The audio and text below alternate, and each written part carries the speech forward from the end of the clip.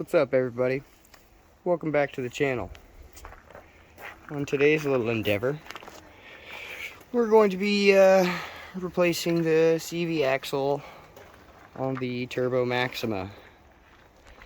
It's known as Maxine. Yes, Maxine, as it's otherwise known as.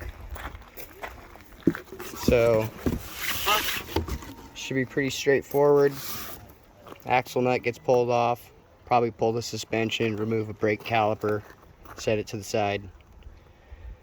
Should be pretty easy. Then out of the transmission side, it's just a C-clip, and it should just pop right out with a little bit of force, or a pry bar, whichever one. It's pretty blown in there. Might get lucky and just... Yeah, it'd be nice if it just pops right out. But as you can see right here, the front tire on this side looks what we would call like super flush and nice. It's nice fitment, yeah. Super flush, but no, it's not supposed to be like that. That's because the axle blew out. It's actually supposed to be slightly in like this one. So, axle's pulled out to that side. So we'll get to that and pull that thing out. Just need to break these free. Throw the jack under this side, lift it up. I guess we can pop that thing off. And pull this all out. Hopefully the bearings are still good though. If not, I do have replacements. So we'll see how that goes. Alright, so this is how bad the axle was. This is what we found on the road in the driveway. Luckily, she popped right in the driveway, so... Yeah. Well, I mean, it was a... She fully popped in the fully driveway. popped. She was giving out the whole ride back. But we pull the wheel off and look back there. And there's some of her friends. Nifty. How many are in those things? Like 6? Guess we'll find out. Yeah, I guess we'll find out. If there's any left or anything, you know, it could have... Could have lost a couple here and there. Right. Oh, it's a good thing we're changing out, because look, there's some... I'll bet you that's grease. Yep, that's grease. That CV axle is bad too back there. So, good thing we're just going to swap it completely out. Not like the GTR, where we're just going to change the boot out. That's going to be so much fun. Alright, so we're going to get to this. Alright, got the new CV in here. Just had to pop the old one out and pull this one in. Wasn't too bad. Too hard to do. Now, since this is coilovers for a 240SX, it slightly touches the CV boot right here, only on the driver's side, and that's what killed the CV boot on the other one. So I'm just gonna slightly shave this away, and this is all hollow up into here, like you can stick your fingers way up in there. So that's the plan.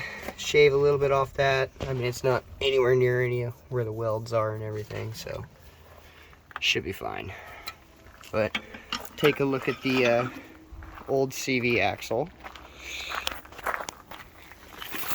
There wasn't much left in there. Looks like there was 2 balls.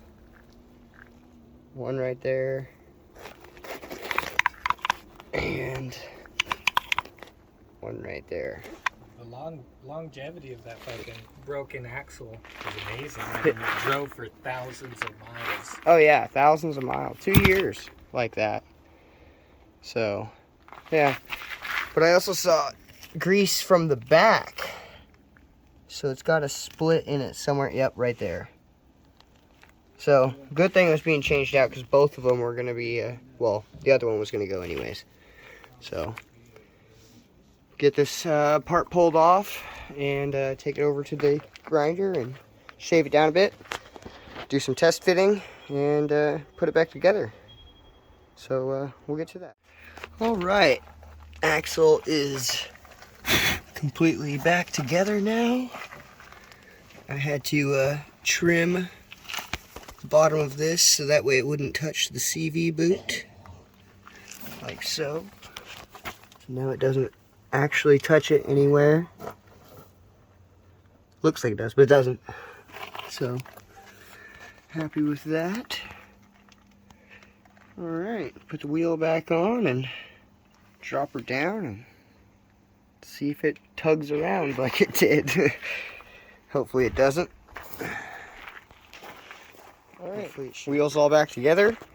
Had some spare time in between that stuff, so got some hood pins put in because this thing's 30-year-old latches.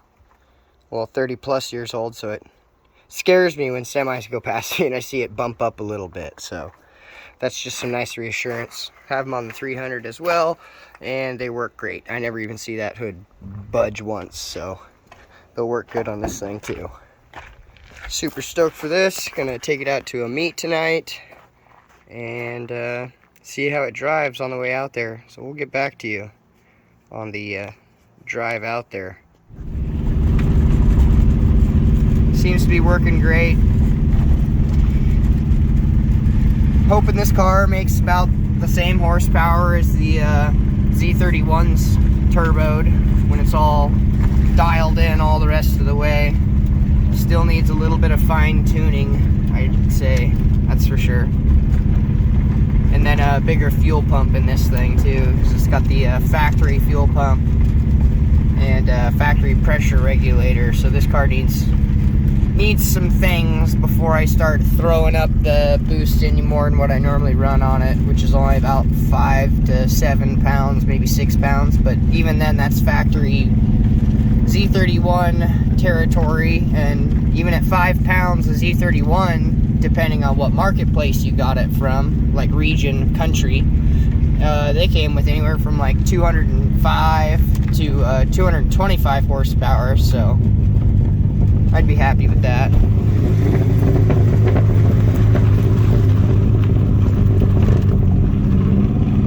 She has super good compression in this car too. I'm going down these 2 big hills and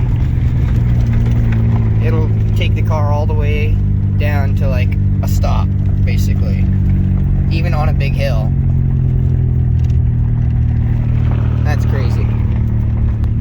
But here, I'll try to get at least one pull in for you guys before I end the video. You gotta make sure the axle works, you know.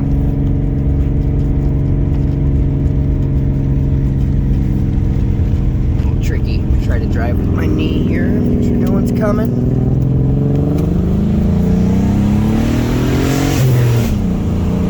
Oh yeah.